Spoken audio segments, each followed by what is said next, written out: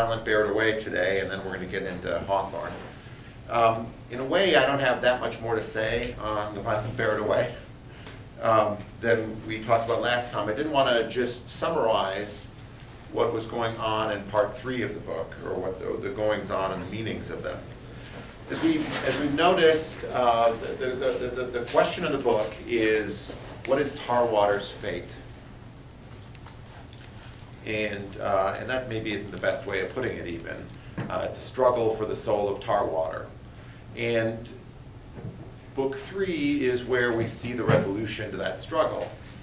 That is, he accepts his calling to be a prophet. It's not clear that he accepts it cheerfully, but that has never been the requirement, that someone accept their calling cheerfully. That is, it's perfectly legitimate to accept it as a burden, which seems to be his attitude. So he leaves Powderhead and he faces the city and he goes. Perhaps even he's going to hook up with Lucette. That is and I don't mean that technically. I mean he's going to meet up. Sorry. I mean it in the old way we meant hook up.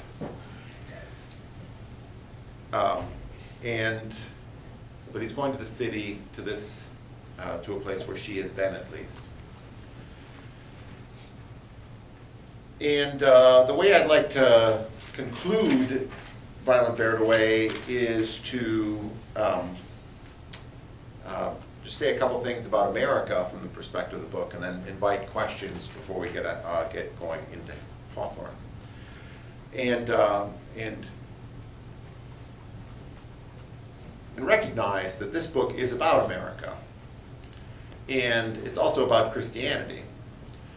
And O'Connor is not trying to make, in a way, she's not trying to make anything look attractive. She's trying to get you to understand each view.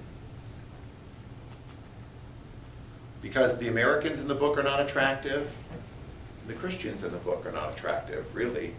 They're all a bit crazy. And it perhaps is unnecessary to say this, but I'll say this as well. The devil in the book is not attractive. That is, no one comes out looking that good. But the devil has a lot in common with the Americans in the book. He has a lot in common with Raber, and he has a lot in common with Meeks.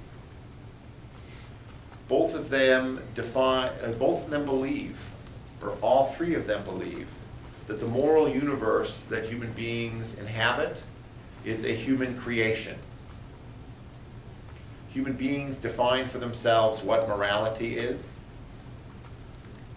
And ultimately, all of them define morality in some way as self-interest rightly understood. Honesty is the best policy. Love is the only policy that works 95% of the time.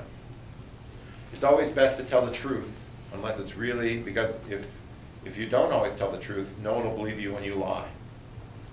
These kind of admonitions that Meeks makes are really the tip of an iceberg, that deeper iceberg that is what I'm calling American nihilism. Since there is nothing out there, since I have no soul to be genuinely concerned about, since there is no God that judges, self-interest rightly understood is the best policy. That is, look out for yourself, for your long-term interests.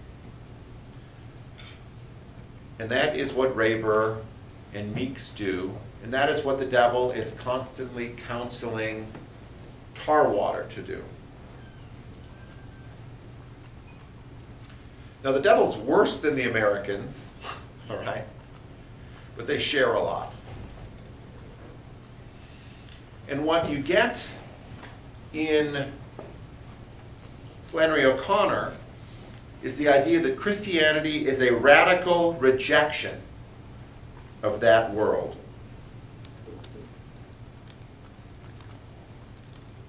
You do not get a view of Christianity that you get in Willa Cather in the way she depicts Brother Weldon. It's not comfortable. It's not something used to support marriage. It's not really very worldly, and it's not really very American. Brother Weldon is admired by the old ladies. No one admires Tarwater. Right? Brother Weldon, and I think Cather shares this critique, is a comfortable Christianity. A Christianity that is easily melded into the American way. Flannery O'Connor looks at Brother Weldon and says, that's the problem. The American way and the Christian way have been integrated. And what she seeks to show in this book is that they are radically different. As I say, I don't think that that thought is foreign to Cather's thought. That is, Brother Weldon is not an entirely sympathetic character in her book.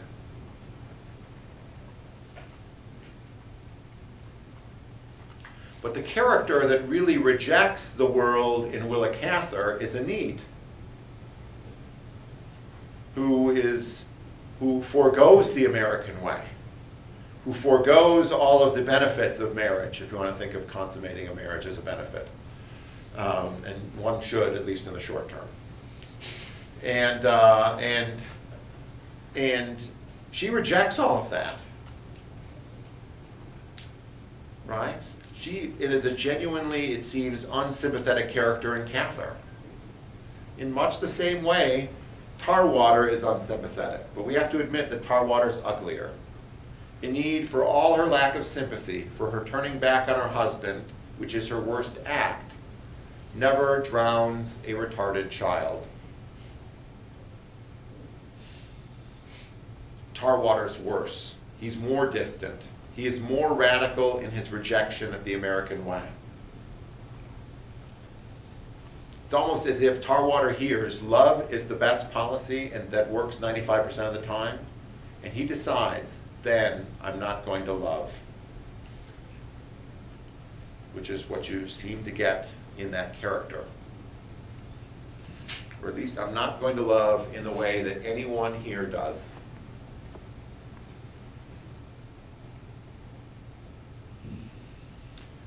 Cather attempts to show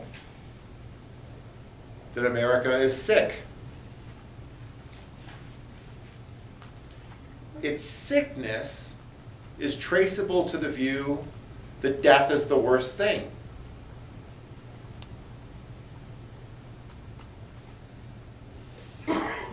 And the drowning of the child illustrates, at the very least, that death might not be the worst thing. That is, unbelief might be worse.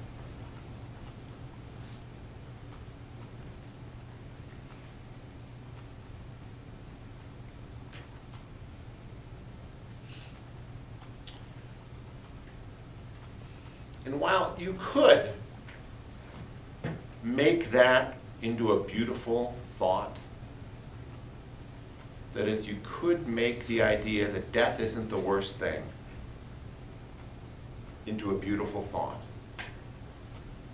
which is kind of what Cather does, showing that actually dying for something noble is beautiful. That is not the direction O'Connor takes the novel, right? Death isn't the worst thing. That thought is accessible. The alternative to that thought is represented by Tarwater, who is, of all things, ugly. Not an attractive character. Hardly one that it is easy to have sympathy for. So, unlike Cather, who shows something beautiful on the other side of death, if we call it like that, O'Connor is a hard woman. The thing on the other side of death is not beautiful. It's unattractive.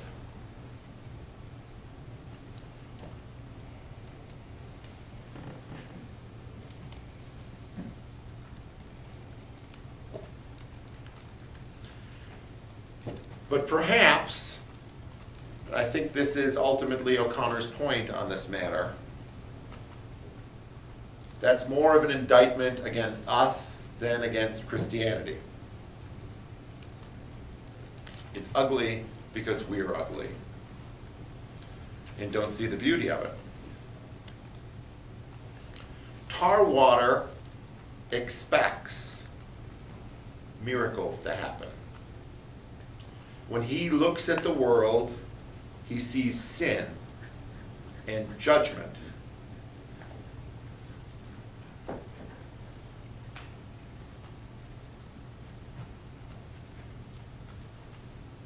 We choose careers. We see therapists. And we seek good deaths. That is euthanasia.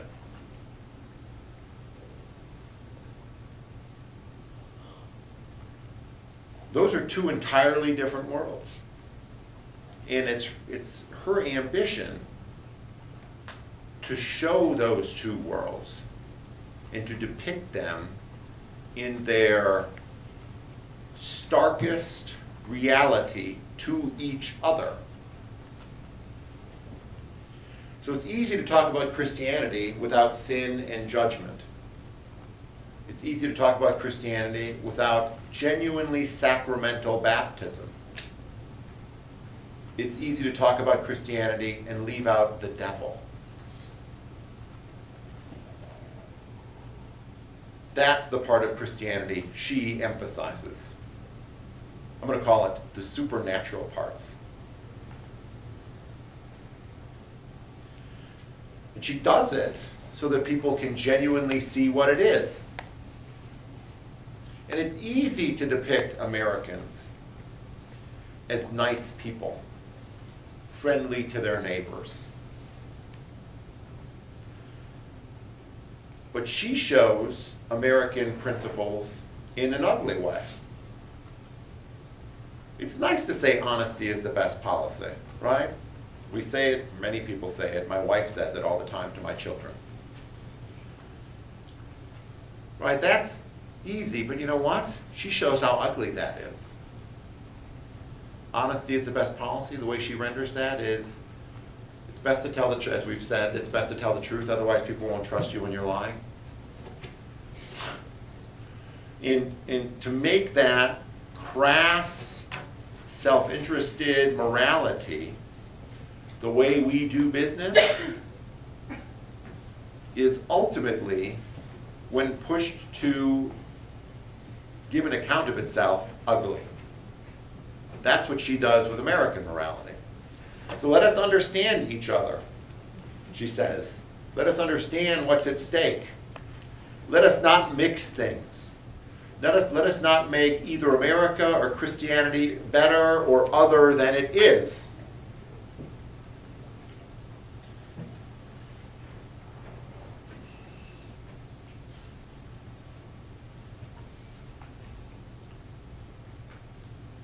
That's the ambition I think she sets for herself in The Violent Bear Away.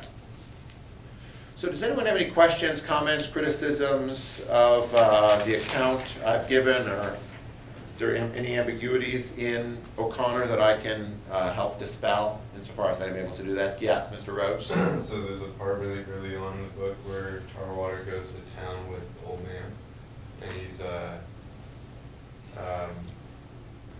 talking, the old man says Jesus is the bread of life, and then later in that same page it talks about how he hungers for something, hungers for Jesus and all that.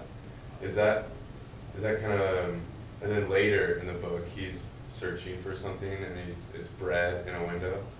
So is she saying that, like, in the city, which is America, the bread, which is Jesus, is only there if it has a value, if it's like for sale in the bakery shop? Is that kind of what she's saying? Like Jesus is for sale? No, maybe. That's a deeper reading than I would give things. If I remember right, the scene where, so the first scene, I think you've given a good account of that, that is, the old man talks to the child about the hunger he has for bread, the bread of life. And when Tarwater himself leaves to go and ultimately find Lucette, he seems to define what he's doing in terms of bread. He's looking for bread, and isn't the stranger with him the whole time, telling him that the hunger he is feeling is actually for bread. Yeah. That is, there's nothing metaphorical about the hunger you're feeling. It's for nothing beyond what you see. It's for nothing beyond your senses.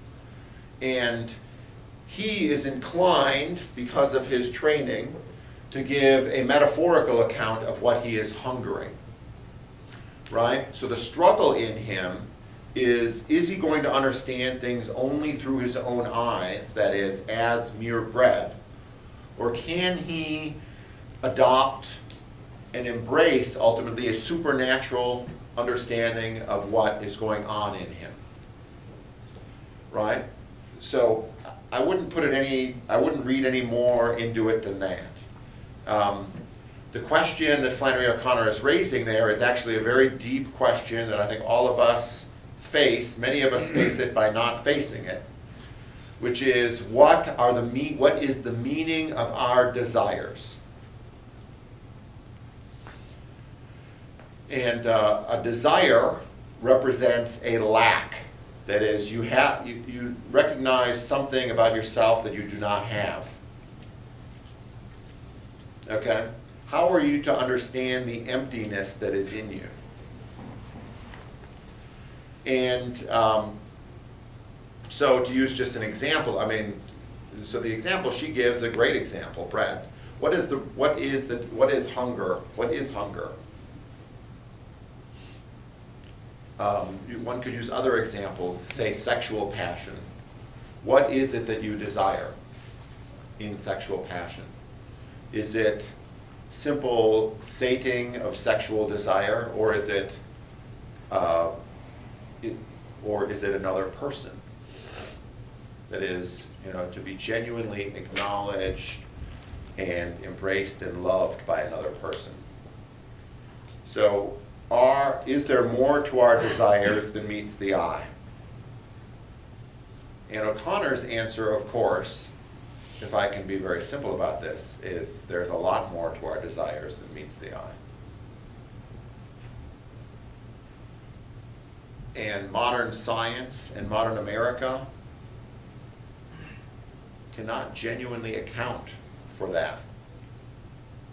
So wouldn't you think someone's a little crazy if they acted like Tarwater does on that particular search? Wouldn't you think someone is a little crazy if he left in the middle of the night hungering for bread and finding it when a little girl gives the little rant the little girl gives, which ultimately I think is what O'Connor is giving an account of there. I left thinking that my desire led me here, but I recognize that ultimately my desire can only be satisfied in this way. Yes, Mr. Cheney. There was one section in particular that I had trouble relating back to the whole of O'Connor's point, and that is the old man Tarwater's argument with the attorneys and Tarwater losing his hat. I know that gives context to Tarwater having seen Bishop for the first time. Beyond that, I really had trouble giving it any allegorical or otherwise significance to the plot in general. Okay. Why was he seeing the attorney? To try to get Raver's name off of the deed to Powderhead. Well, that's almost good enough, right? Raber's, I can't recall, and you'll just have to forgive me, I haven't read the book in a month or so. I can't recall why Raber's name was on there. Oh, because he's the closest living relative. It was in the will. And he wanted to give it to Tarwater instead of Raber, right? I would read nothing more into that except to say that the law is ultimately hostile. But you see that in so many different ways, and that's what O'Connor does by putting old man Tarwater out in the middle of nowhere at Powderhead, and he's outside the law. but the law is coming for you. That is, there's a certain siege that Tarwater rightly feels, old man Tarwater rightly feels, as he tries to perpetuate the faith. And so law is an obstacle to that. America is an obstacle to that, including its laws. That's insofar as I can say anything. He's not going to get any help in that endeavor. Ms. Conrad? Okay, so for the special project, I did the evil, existence of evil, and I'm still a little bit confused as to the ravers and like the modern American explanation for the existence of evil. Like I have the old man Tarwater's part, I think I understand that, but I still don't get the opposing view, like to explain it. Evil is caused by our unwillingness to assert greater control over society. So evil is remediable, part of the human condition.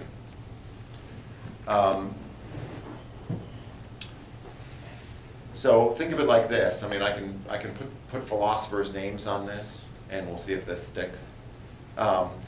Rousseau, Jean-Jacques Rousseau, says that man is naturally good, but man enters into society, and once he enters into society, he becomes dependent on other people, and that is when the evils of our existence come about. But have no fear, says, if not Rousseau, Rousseauians. If we adopt a more complete social contract, we might be able to effectively eliminate those evils. That's the general modern approach to evil. It's a remediable part of the human condition that requires only greater understanding of relationships among variables and greater power lodged somewhere to remove those barriers to to having a good or perfect society. So, I mean, you're kind of stuck with a couple of answers to where does evil come from, right? I mean, there's not like tons of answers to this question. One answer to it is caused by society. Another answer to it is it's caused by individuals. It's sown in the nature of man, as James Madison writes in Federalist 10. And if it's sown in the nature of man, then there's really not much you can do about it. If it's sown in the nature of society, perhaps a better kind of social organization can remedy it. Madison thinks that society and governments are reflections of human nature, but if evil comes from society and the way it arranges itself, that means individuals are perfect or potentially perfect, and maybe we can take their perfection and use it to remedy the evils in society. And of course the other option is evil comes directly from God or from an outside source.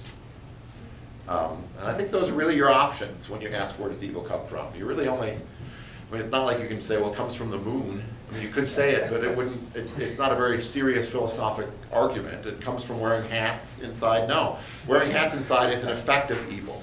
Is it caused by individual imperfections or social ones or God or the devil? I'm on the devil's side on that. I think it was the devil that caused you to wear that hat. And a cardinal hat is unconscionable. But, so I mean, that's my general answer to that question.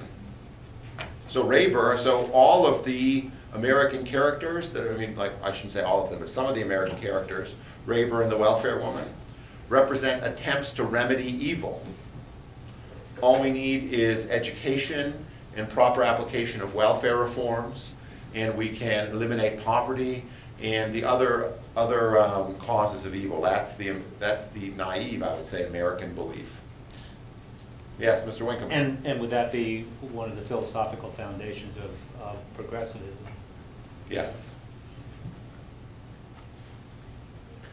She's not a progressive, by which I mean, and I mean this more comprehensively, she does not believe in progress, directed either through the market or through government. Ms. Forrest. Okay, Tarwater, in O'Connor's view, represents good, right? Sort of. But he kills that child. I don't know that I've ever said that he represents good. Okay, he's on the I side. think I've really emphasized he's unattractive, He's very unattractive. not beautiful. I think But these are the words I he's on her use. side of good. In accepting. He's not an American, if that's what you mean. Well, he's accepting his fate and going to be a prophet, and Christianity is good if it's not American Christianity. Okay? Am I Okay. sound there? I'm willing to accept that, I think, for the most part. For the sake of argument, I will accept it. Okay. How does that sound? Then he kills Bishop, murders him, which is not a good thing. There's a dichotomy there that really bothers me. Well, my answer to that, I mean, I've tried to give an account of this, is that death isn't the worst thing.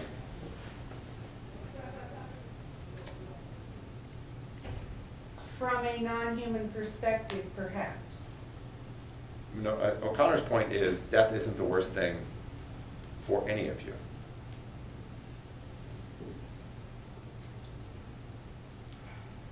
So the greater evil being done to someone would be propagating unbelief.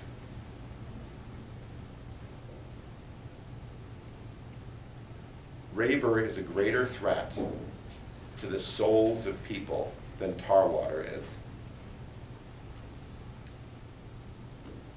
That, I think, is O'Connor's position. So I don't think you should translate that to think that O'Connor is pro-murder, Well, right?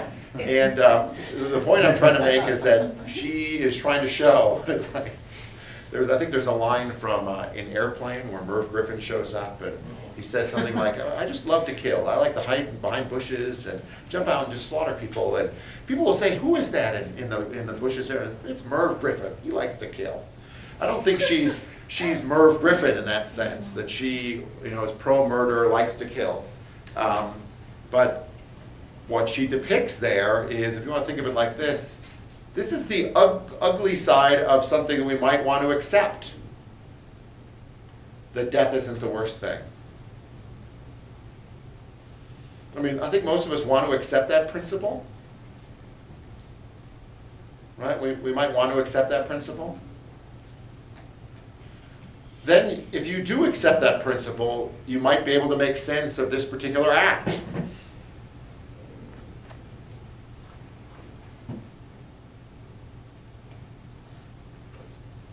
Mr. Winkle? Well, I'm sorry.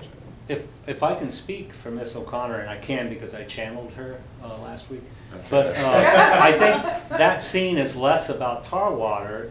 Actually, he is merely a vessel for a struggle between the good and evil that is tearing at him and battling over his soul. That's how I interpret it. Ms. Itza? We're just sort of going off of Barbara's. I was wondering, like, what would she think about parents that kill their children in the name of God because she thinks that they're, like, saving them? Like, and do you remember, like, Andrea Yates, where she, like, drowned 4 of her children? And, like, I think there's something about that. It's almost like she's, like, if you can see that Tarwater is doing, like, a baptism, like, you can almost look at her doing that as a baptism in a way, because she said that her kids weren't doing what God wanted, so she wanted to kill them, like, before they got any worse and kind of save them. Do you think, like, O'Connor would be, like, for that, or do you think she? Well, all right, so once again, I want to generally say that O'Connor is not pro-murder. No, exactly, but like with the Tarwater murdering Bishop, it almost seemed to make it better that Look, he like accidentally baptized. I want to She's say something. condoning it. I want to say something like this. It's not a crazy question. Right? Maybe that's kind of the point. That is, if there's a lot more to life than meets the eye, it's not a crazy question to ask what you just asked about. I don't recall this incident, but about a mother who drowns her children, but is trying to It's a save pretty them. big deal. Does anybody else remember that? Oh, yeah. And it was like 4 or 5 kids, like drowned all of them. Yeah, no, I mean, we've all been there. Although I think I do remember my wife saying something like, I really can understand why parents would kill their children. You know, after, I can't remember what the incident was, like I think Biscuit took a grouter to the kitchen hardwood floor or something like that. You just kind of want to go, why? Remember Lumpy once took bites out of the back door? Like, there's leather on the door, and he just bit it all over the place, and there was just bites out of it. And I'm like, well, who took bites out of the back door? And I did, Daddy. And like, you never told me I couldn't take a bite out of it. And then I said, let's go to the pond, Lumpy.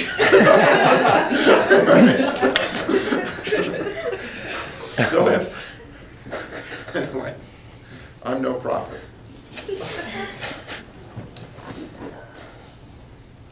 But I'm serious, if you entertain the thought that death isn't the worst thing, I mean, I'm guessing that her motivation was genuinely, like I'm talking about, like, let's go to the pond, Lumpy. I mean, if it's out of frustration or something like that, obviously that's not a baptism. Good, all right, last thing, we need to get to Hawthorne. Well, I was just gonna say, the drowning was originally Raber's idea, and he's encouraged to do it by the devil as an act of saying no to his calling. Because he tells the innkeeper, you can't just say no, you have to do no. So it's an act of rejection of Christianity that he embarks on in the drowning, not an act of Christianity in itself. So he thinks. So he believes. Yes. Until later, I think he doesn't think that. Right, I mean, after he burns the branch. All right, stop the thing there.